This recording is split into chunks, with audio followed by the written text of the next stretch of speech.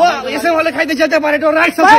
তো ওই প্রতিবাদের ভাষা হিসেবে আমরা বলেছিলাম যে যদি আমাদের হলের কোনো শিক্ষার্থী মানে নবাব আব্দুল লতিফ হলের কোনো শিক্ষার্থীকে কেউ বিনা অপরাধে গালিগালাজ বা হুমকি দেয় তাহলে তাকে হলে সে রাখা হবে। এটা আপনারা দেখেছেন যে আমরা মিডিয়ায় দেখেছি বেশ কয়েক সেকেন্ডের একটা খণ্ডিত ভিডিও।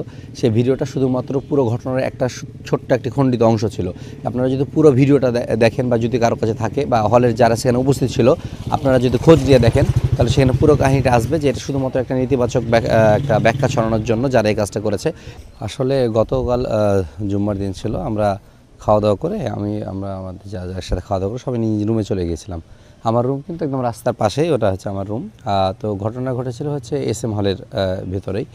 আমাদের হলের দুজন আবাসিক শিক্ষার্থী আরিফ এবং হচ্ছে ওর বন্ধু ছিল, হ্যাঁ। তো ওরা গিয়েছিল হচ্ছে এসএম হলে খেতে গেছিলো। খাওয়ার পরে হচ্ছে ওখানে একটা ঘটনা ঘটে, সেটা হচ্ছে যে ওখানে তারা যেহেতু জুম্মার দিন ক্যাম্পাসে অনেক ছেলেপিলে খাওয়া দাওয়া করছে একসাথে, ওরা তখন একটা জায়গায় তো ওই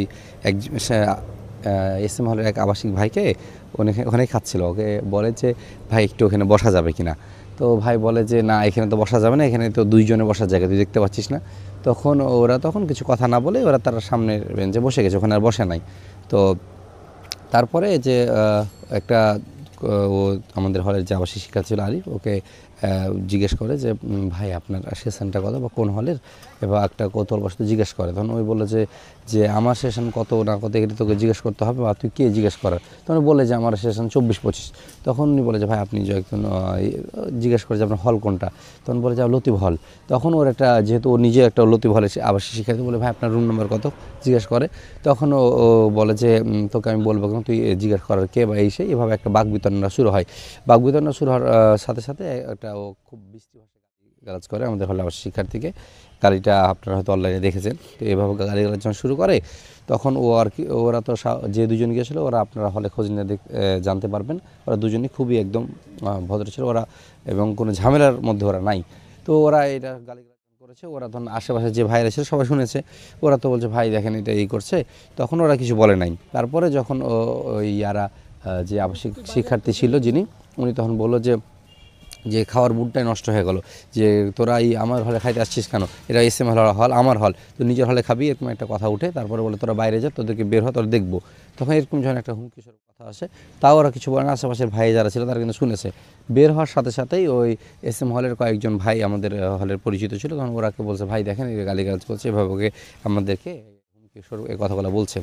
তখন বের হয়ে তখন ও আমাদের হলে আবাসিক দুজন শিক্ষার্থী এবং হচ্ছে যে এই যে গালিগালাজটা করে ওকে সহ যে 3-4 জন ভাই এসএম হলে, ওরা একসাথে এক জায়গায় দাঁড়ায় এসএম হলের সামনে, জিজ্ঞেস করে যে ভাই আসলে কি হয়েছে বা কেন এটা হয়েছে। এরকম কথাবার্তা যখন তর্ক বিতর্ক চলতে লাগে, এক পর্যায়ে হঠাৎ করে আমরা যে জানালা থেকে দেখতে পাই যে খুব বাকবিতণ্ডা চলছে। তো আমরা খেয়াল করিনি যে কী হচ্ছে। একটা পর্যায়ে যখন লোকজন স্বাভাবিকভাবে হলের সামনে, তখন প্রত্যেক হল থেকে 2জন 3জন 4জন করে যখন একটা জায়গায় জমায়েত হতে থাকে, তখন দেখা যায় এই জিনিসটা বড় হয়ে গেছে। তখন জোরে জোরে চিৎকার চেঁচামেচি হচ্ছে। হঠাৎ করে আমরা দেখতে পাই যে আমাদের হলের শিক্ষার্থী ও পিছন ফিরে তাকাচ্ছে, যে ও দেখছে যে আমাদের হলের কেউ আছে কিনা বা কাকে বলবে। যে তখন আমাদের হলের শিক্ষার্থীরা যারা নিচে ছিল এবং আমরা যারা দেখতে পাই, আমরা কয়েকজন ছুটে চলে যাই। সাথে সাথেই যখন এর বাকবিতণ্ডা বাড়তে থাকে, আমাদের যাওয়ার সাথে সাথে হলের আরও কয়েকজন ভাই আমাদের সাথে চলে যায়। প্রায় আমরা সবাই একসাথেই ছিলাম। তারপরে আমরা এখানে গিয়ে আমরা দেখতে পাই যে আমাদের হলের আবাসিক শিক্ষার্থীর নিয়েই ঝামেলা। তখন আমরা সাথে গিয়ে আমরা প্রথমে সেই আরিফকে জিজ্ঞাসা করি যে কী হয়েছে আসল কাহিনিটা। ও বলে ভাই এই থেকে এটা হয়েছে। আমরা যখন জানতে পারি, জানার সাথে সাথে আমরা তখন যে ছেলেটা গালিগালাজ করছে ওকে করি, ডাকি এই সামনে আসো কী হয়েছে। এটা বলার সাথে সাথেই আমির আলী হলের এক আবাসিক শিক্ষার্থী ছিলেন ওখানে, উনি তখন উনি বলেন যে না এটা সমাধান হয়ে গেছে। এই সময় ভাই কী সমাধান হয়েছে সেটা বলেন, কী সমাধান হয়েছে সেটা বলেন, এটা আমরা জানতে চাই। তখন উনি আমাকে প্রশ্ন করে যে আপনি এখানে আসছেন কেন। তখন আমাদের ছেলেপিলে আরও একটা ক্ষোভ প্রকাশ করে যে আমরা আসবো না। আমি তখন বলি যে আমাদের হলের শিক্ষার্থী যদি ঝামেলা হয় সেটা অবশ্যই আমাদের সবার ঝামেলা, কারণ ও একজন শিক্ষার্থী আমাদের হলের, আমাদের সবারই এটা দায়িত্ব। আমরা এখানে এভাবে একটা ক্ষোভ প্রকাশ করে একটা তর্কাতর্কি শুরু হয়। ও যখন ওই যে আবাসিক আমির আলী হলের আবাসিক শিক্ষা তাকে সেলটা দেওয়ার চেষ্টা করে, তখন উনিও উগ্র ভাষায় কথা বলে যে আপনারা আসছেন এই ঝামেলা এসে আমরা তখন কথা বলা শুরু করি। এভাবে বাকবিতণ্ডার মাঝখানে একটা মানে ইস্যু শুরু হয়ে যায়, মানে উচ্চ গলায় কথা শুরু হয়ে যায়।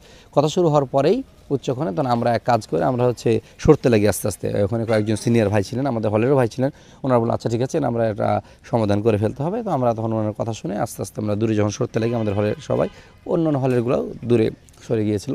তো আমরা তখন আস্তে আস্তে তখন ওই যে উনিও যখন ওই দূর থেকে চিৎকার করছেন আমাদের হলের, আমি শহরও সবাই একটা খুব মন খারাপ হচ্ছে যে আমাদের হলের শিক্ষার্থী নিয়ে ঝামেলা।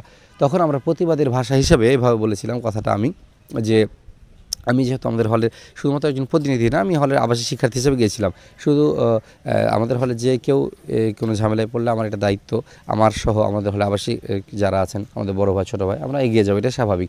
তো ওই প্রতিবাদের ভাষা হিসেবে আমরা বলেছিলাম যে যদি আমাদের হলের কোনো শিক্ষার্থীকে মানে নবাব আব্দুল লতিফ হলের কোনো শিক্ষার্থীকে কেউ বিনা অপরাধে গালি হুমকি দেয়, তাহলে তাকে হলের সামনে ঝুলিয়ে রাখা হবে। এটা হচ্ছে একটা মানে একটা এমন একটা জায়গায় মানে কথা বাকবিতণ্ডার মাঝখানে কথাটা চলে আসছে, কাকে উদ্দেশ্য করে বা কোনো উদ্দেশ্য সামনে রেখে আমরা এই কথাটা বলি না বা এই কথাটা আসে না মুখ থেকে। এই বাকবিতণ্ডার মাঝখানে কথাটা রাগের জোরে কথাটা চলে আসছে। কিন্তু একজন ছাত্র প্রতিনিধি হিসেবে আমার ওই জায়গায় আরও একটু বিষয়টা সামলানো অবশ্যই উচিত ছিল। পাশাপাশি হচ্ছে যে জায়গাটাতে আমরা যে সমাধানটা তো আরও ভালো মাধ্যমেই আমরা করতে পারতাম।